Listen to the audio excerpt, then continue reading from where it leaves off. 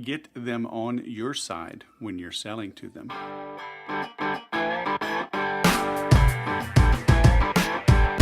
Hello, my friend, and welcome to the Sales Podcast. I'm Wes Schaeffer, the Sales Whisperer, your host. Today we have Mr. Ian Altman. He's the author of Same Side Selling, and the concept is how to get on the same side of your prospect on the negotiation table. So you're seen as an advisor, a friend even, not an adversary.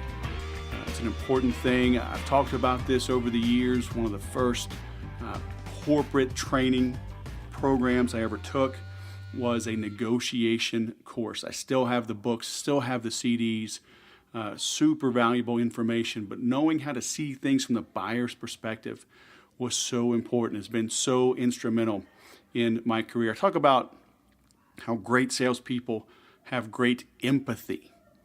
That's knowing how to walk a mile in their shoes. So how good are you at that?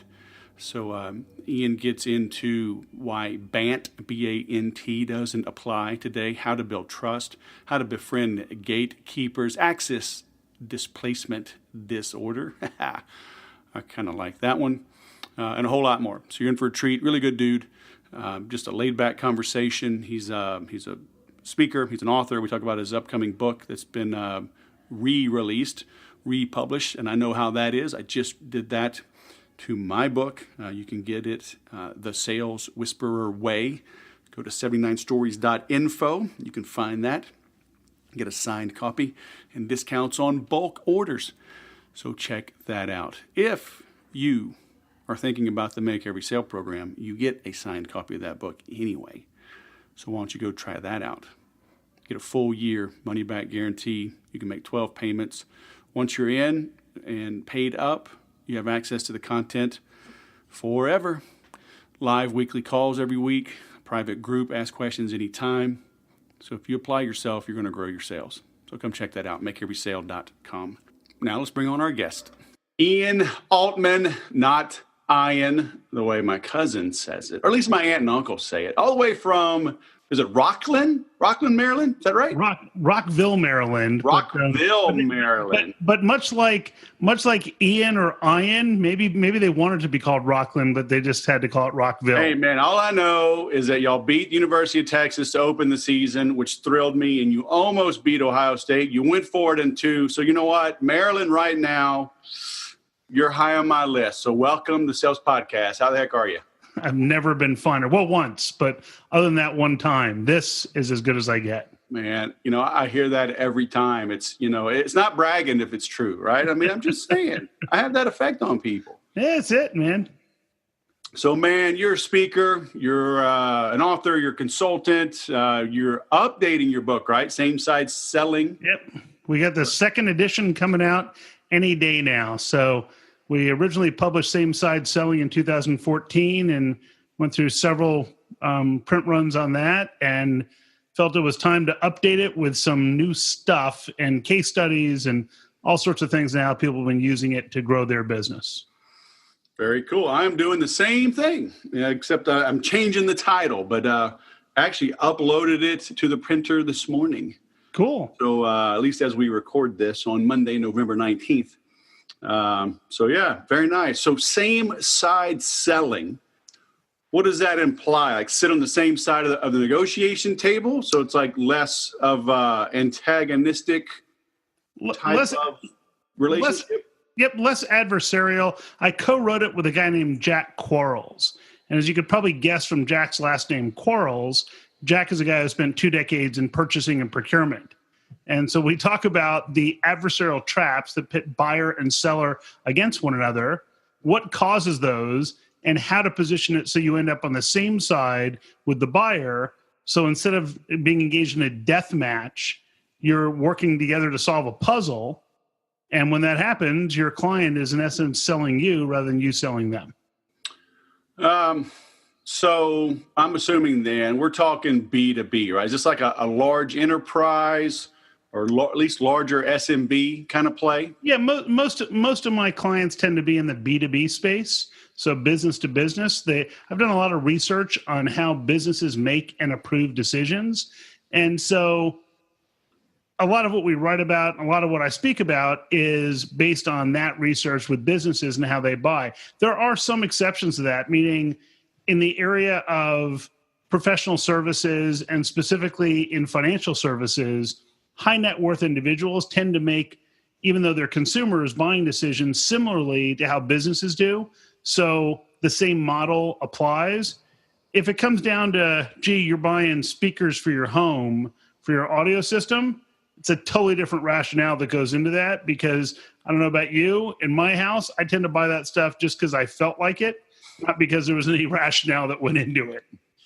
Well, I'm a professional, so I don't fall prey to those emotional knee-jerk purchases. Okay, but everybody else that might happen to them.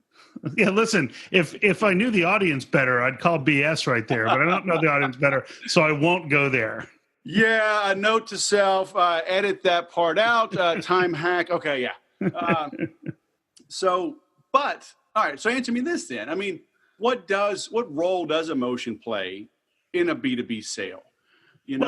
Will that buyer let you come to the same side of the table? Yeah, so a lot of it comes down to trust. And no matter what you're selling at some level first, trust. And so if your potential client believes that you're just there to sell something, then it's very difficult for you to earn that trust, because it's almost like I've got a brother-in-law who for years sold life insurance. And the joke was that no matter what your situation was, the answer was, because you need more life insurance. And it just became, it's like, oh yeah, there's a rattle in the car. You need more life insurance, what you need. And that's true. It could blow the car up. Exactly. Kids are orphans. Get more insurance. So it just became one of these things where anytime he would suggest you need insurance, it wasn't credible, because it just always seemed like he had some ulterior motive. But imagine if instead, in any type of situation, if you said to the client, look, last thing I want you to do is buy something and not get the results that you need. Can we discuss what success looks like, what we can measure together? Because if we can't do it, I don't want to have any part of it. All of a sudden the client says, well, yeah, okay, we can have that discussion. Now let me open the kimono a little bit and show you what we're really trying to do. And all you're trying to do is get to the truth as quickly as possible. See, effective selling is not about persuasion or coercion. It's just about getting to the truth efficiently and effectively. Yeah, but man, Ian, I've been online now for about 2 months straight. I've been to 4 conferences. I have 16 ebooks and white papers. I know what I want. Just give me a quote. Yeah, and so the challenge with that is if you say to somebody, oh yeah, I can just give you this. It's, gee, Wes, my guess is if I sold you this and you didn't get the results you were looking for, you wouldn't be happy with me, would you? And Wes says, well, yeah, I probably wouldn't be happy. All right. Would it be okay if I asked you a few questions to make sure that after we're done with this, you feel good about it instead of regretting making a purchase? Because we find in our business that if you make a purchase and you regret it, it's actually worse for us in the long run than if we had never done business to begin with. Is that something you'd be okay with? I don't know, man. I've had people come in, they fancy suits, 87 slides, full color brochure, just a bunch of slick talk. Can you just not give me a quote? Well, I can give you a quote that my friend Wes gives me. Oh. It's a great, I can quote Wes. No, and so the idea is that when the client's doing that, it's okay to push back politely and say, Wes, I know there's a lot of people who are just thrilled to sell something. But for us, we know that if we sell you something and you don't get the results you need, it makes us both look bad. And I want to make sure we're not in that situation. I will not hold back a quote nor any numbers from you once you and I are on the same page that it's the right thing for you. Because what I don't want to do is quote, here's what's going to cost you. And then once you get it, we find out you needed 3 other things. So even though that item only cost you that much, now you get surprised with 3 other things. So it didn't really cost you that. And I feel that'd be irresponsible on our part. We just want to make sure whatever we're selling you, it's the right thing. Is that okay? And any rational human being, is not going to say, no, that's not okay, because do you want to buy the wrong stuff? I mean, there's an example that I give people that says, so if you had one vendor who was focused on measurable and verifiable results and another vendor who was just focused on making the sale, which vendor would you rather work with? The one focused on results or the one just trying to make the sale? Yeah. Probably the one focused on the results. For sure. Then I say, well, would you be willing to pay a little bit more for the vendor who's focused on the results? Most people say yes. And if someone says no, what I ask them is, okay, let me phrase it a different way. How much less would you have to pay for it to be a good deal if you don't get the results that you need?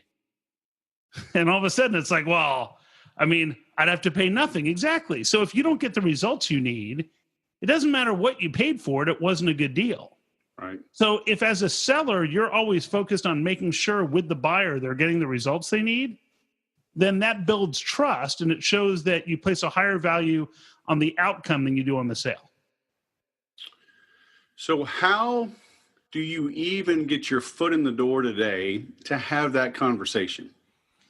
Well, so that's a great one. And the way we get in, so it's funny, when businesses are stalled, it's one of two things. It's either they're not getting the opportunities to begin with, so they're not getting in the door, or they're not converting the opportunities they have. There's a whole other element in that they're focused on the wrong types of accounts. That's a more fundamental issue. But so if we're talking about the idea of how do I get in the door, a lot of that ties into research I've done on how people make and approve decisions. And so the gist is this, is that I've done this exercise with over 10,000 CEOs and executives around the world. And I put them through this scenario where we say, okay, look, someone comes to you on your team. So one of your team members, you're a senior executive. A team member comes to you and says, I got to buy this thing. It costs $20,000, takes 45 days for the vendor to implement it. No resources on our part whatsoever, and they give us a guarantee. What are the 5 questions you have to have answered? And then I have people do this in teams of people. Then I narrow it down to what are the top 3 questions you'd have to have answered. And the interesting thing is that whether it's a $500,000 startup or a multi-billion-dollar multinational, no matter where it's been in the world, they ask the same 3 questions, which is it comes down to these questions. The first one's a compound question, which is, what problem does this solve, or why do I need it? So what problem does this solve, or why do I need it? The second question is, what's the likely result or outcome if I do this? Not what did the salesperson say it is, but rather, what do I feel is the likely result or outcome? And the distant third is, what are the alternatives? And the idea is that if we know that's the sequence, is what problems to solve, why do we need it, what's the likely outcome or result, and then what are the alternatives, then if we're not selling aligned with answering those questions, we're actually lengthening rather than shortening the sales cycle.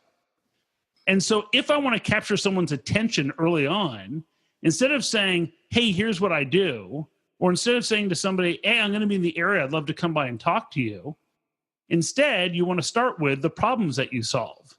So you'd call somebody up, and let's say you're calling someone, it's email, any type of communication.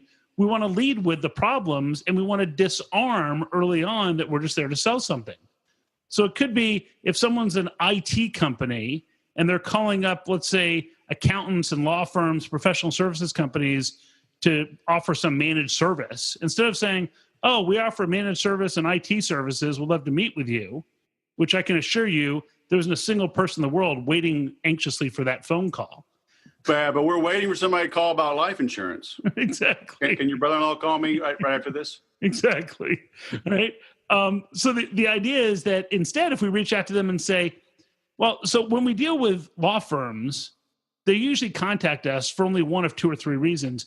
Either they have uncertainty and unease with their IT systems, and it often leads to embarrassment with their clients because things go down for no reason, or their associates and partners want to be able to work from home, but they don't have secure access. They don't feel comfortable with that, so they get terrible results. Or they've got an IT department who they don't know if these guys know their stuff or not, but they kind of feel like they're being held hostage to them.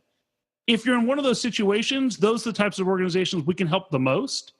If you're not having one of those issues, it may not be a good use of our time anyhow. And then someone goes, yeah, I'm having one of those issues. And if they are, you're on a fast track to a potential opportunity. But the idea is to define the problems that you solve with precision around specific areas and then contact the people who might be facing that same thing. Does the phone still work? It does with the right message, just like does email still work with the right message. So, I get spammed all day long from people who say, oh, Ian, as the person in charge of growth in your business, would like to talk to you about what we do in the way of sales and marketing. And I think to myself, that's like, you're just too lazy. You didn't spend a nanosecond researching who you were sending this to, because I'm going to use this on an upcoming podcast episode. Right? So, that stuff's just pathetic. So phone can work, email can work, all these can work with the right message. So if you send a message that is seller-centric, then no one wants to hear it. None of us likes to feel like we're being sold to.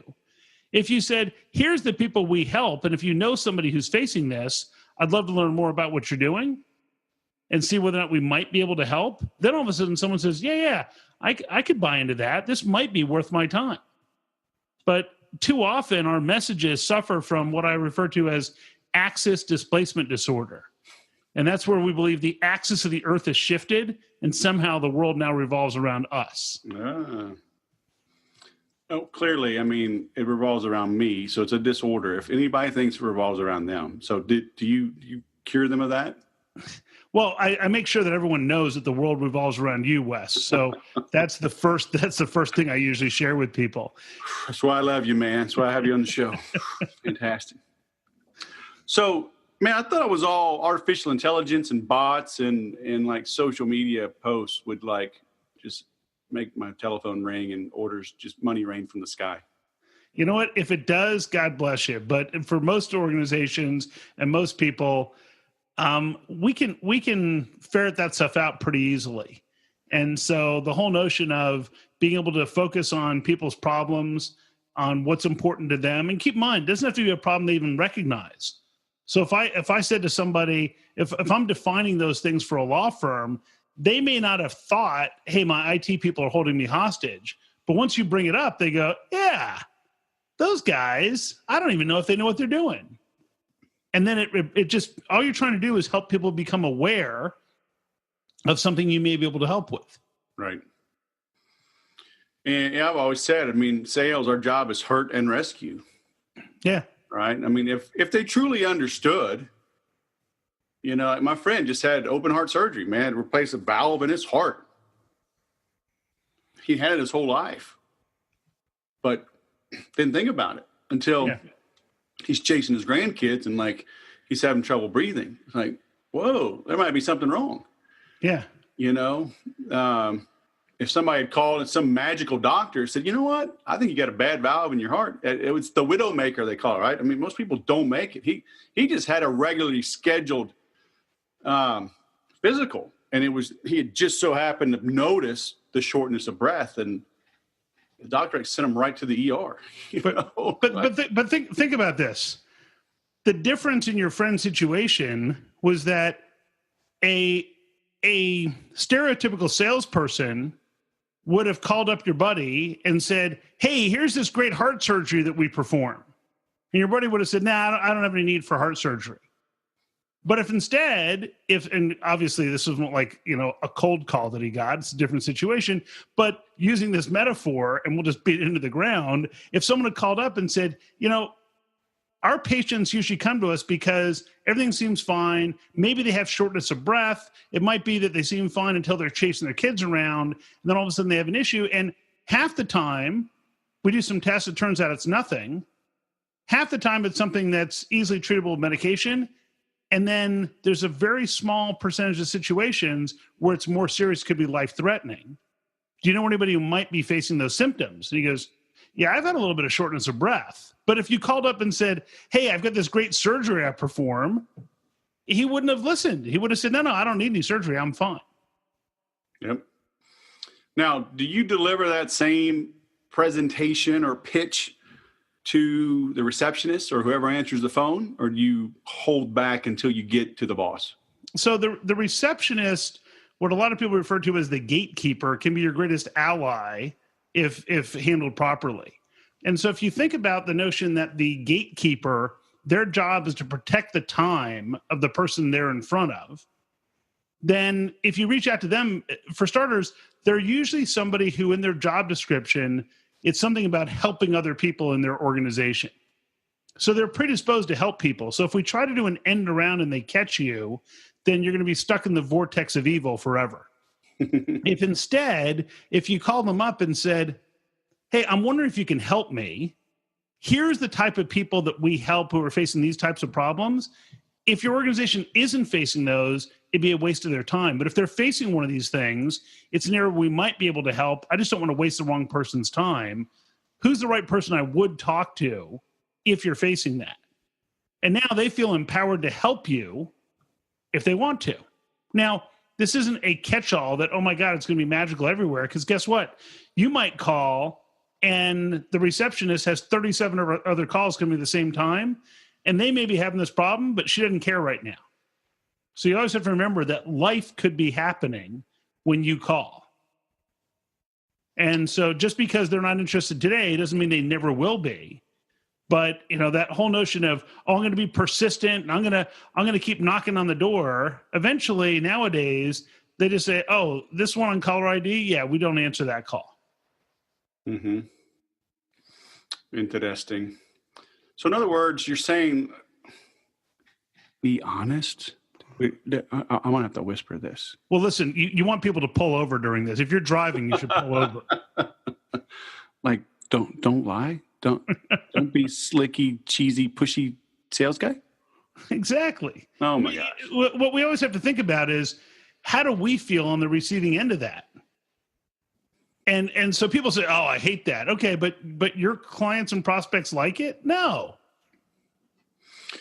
Well, that's what kills me. These guys, they get on stage and they're dropping F-bombs and, I mean, a monkey could see what a great deal this is. You got to be blind not to take this opportunity. It's like, that sounds cute on stage, but I always tell them, if he was talking to your grandmother, your favorite aunt, your wife, your baby sister, would you like them to be treated that way? And it's always like a shock to people. No. Like, why do you think that's cool then? Integrity is a novel concept. I mean, if you operate with integrity, then you're building trust. And if you agree that, look, this is all about trust, then you can't afford to do things that are shifty, because it's going to bite you in the rear. You might make a sale today, but that person you sold to who feels like they've been ripped off is going to make it their responsibility to ruin everything you do going forward. And if not this person, it'll be the next person. It's, I joke that 20 years ago, if people had a bad experience, they might tell one of their friends or neighbors. Today, they'll tell millions of people they've never even met. Yeah. Repeatedly. Yeah. How do you build a coalition, right? Because maybe you got in good with one person, but it's got to go to the board of directors, or, the IT director wants your stuff, but you got to get the CIO to sign off, or the CIO likes it. And the IT director's like, there he is. Every time Wes goes to a conference, he comes back with 87 projects, and we still haven't finished the last 487 projects. So I want to say no to the CIO. Because a lot of times, a good boss will defer to their people. Yep. Right. So how do you build that coalition? So one of the biggest things is that oftentimes people will say, oh, well, the CEO's in my camp, so I don't need to worry about anybody else. But as you just pointed to, nowadays, the notion of, so that we used to qualify opportunities based on this acronym of BANT: budget, authority, need, and time frame. So it was, do they have budget? Does the person have the authority? Do they have a need? And they have a specific time schedule. And so BANT was it. And BANT really doesn't apply in today's world, because even the person with authority or alleged authority usually is going to build consensus across their team. And that's what's going to dictate whether or not they move forward. So the CEO can be on board, but if his team isn't, or her team isn't, they're just not going to move forward. So the big challenge is that once you come in, and now you're including other people, your assumption with each one is still to disarm the notion that you're just there to sell something. So you say, look, I know that Wes is really excited about this, but just one person isn't going to make this successful or not. So I want to make sure I understand what's important to you to make sure we can do those things, because we might have an impediment we can't get through. Can we just discuss what issues you might have that maybe we're overlooking? And that humility is what draws people in, because what they don't like is someone coming in and saying, oh yeah, I have all the answers. In my in my prior business, we did a lot of work with Fortune 500 companies as clients, and I had a lot of these senior level relationships. And so the CEO would be on board saying, okay, we're using Ian's team to do this project. And then it get handed off to someone, let's say in a business unit, and they'd say, well, I guess we're doing this. And I'd say, not necessarily. I mean, Don's on board, but that doesn't mean it still makes sense, because ultimately you and I are responsible for making sure it happens.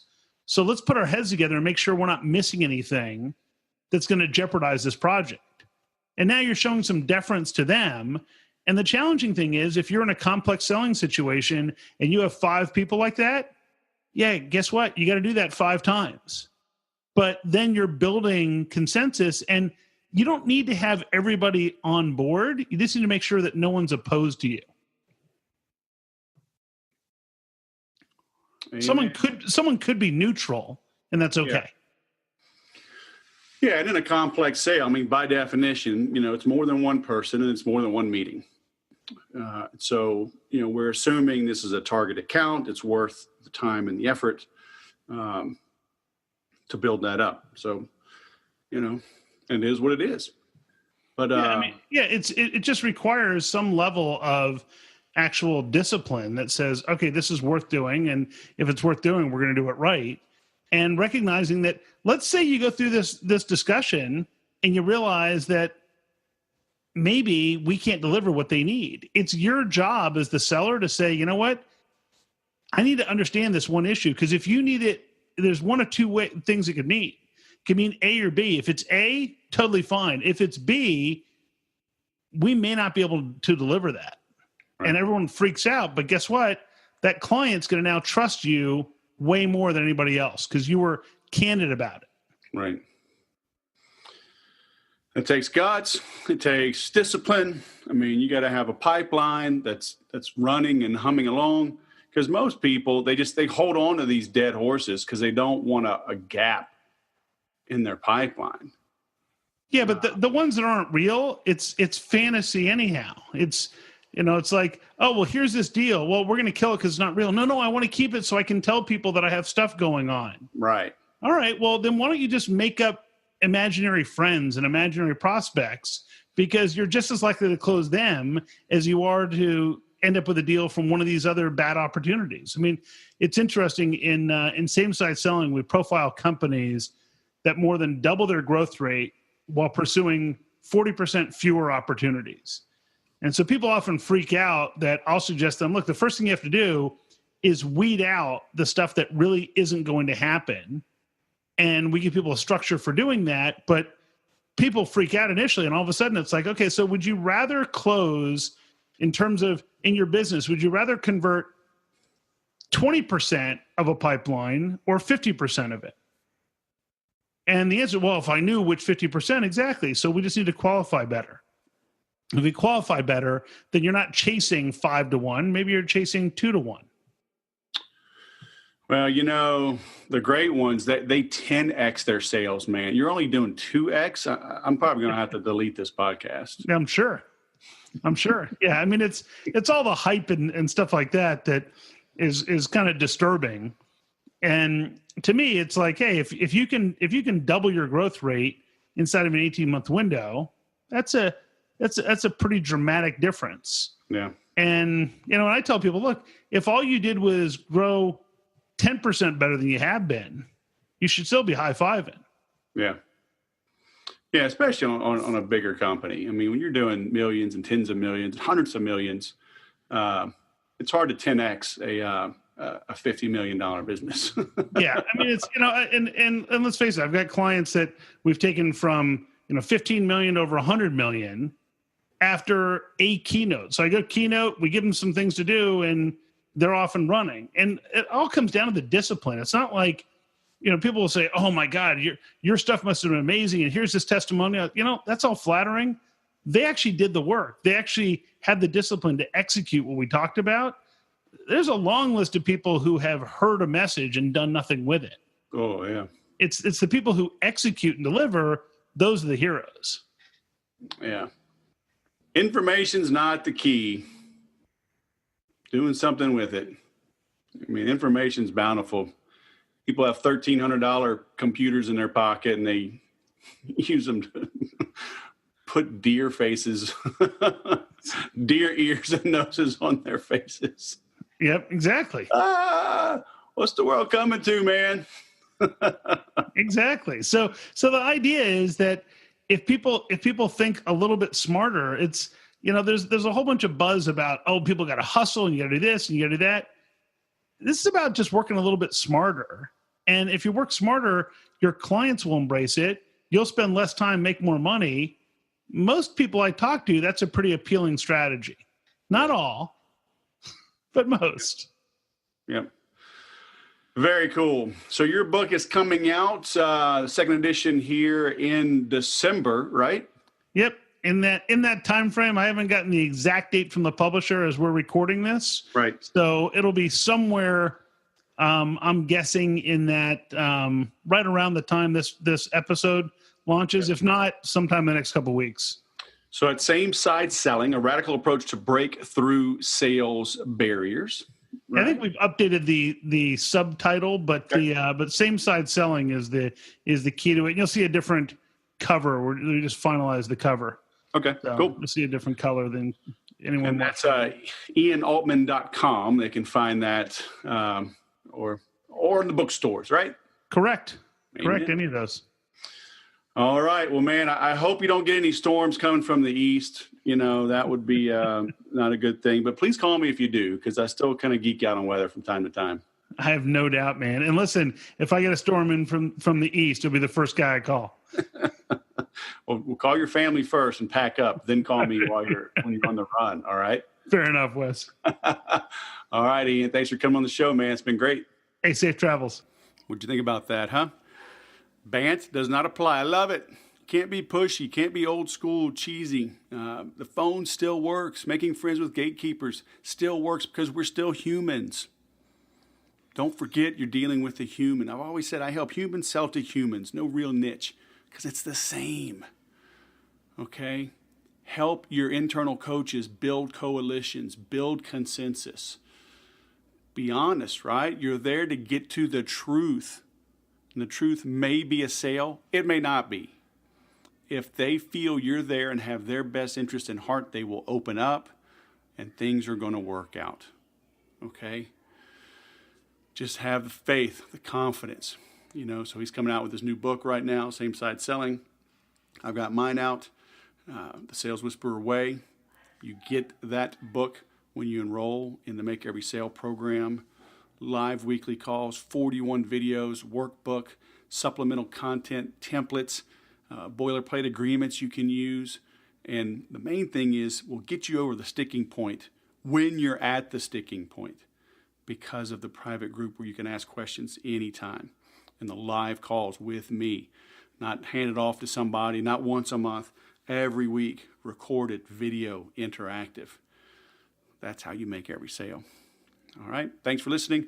Hey, please leave me some reviews, 5-star reviews, preferably. It's on iTunes. It's on Stitcher, Spotify, Google Play, iHeartRadio. Please subscribe. That helps the numbers go up. When the numbers go up, it bubbles up the visibility of the show. That helps me help more people for free. Those people then come to me, hire me for a keynote talk, or they buy HubSpot or Infusionsoft from me, or they sign up for my 90-day private coaching. And that enables me to give more of myself in the groups and in these shows like this, okay?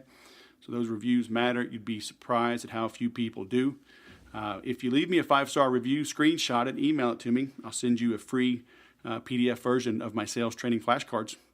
That's some good stuff. I sell them for $20, the physical copy, but you'll get one for free. if you just screenshot that 5-star review. All right. Thanks for listening. Now go sell something.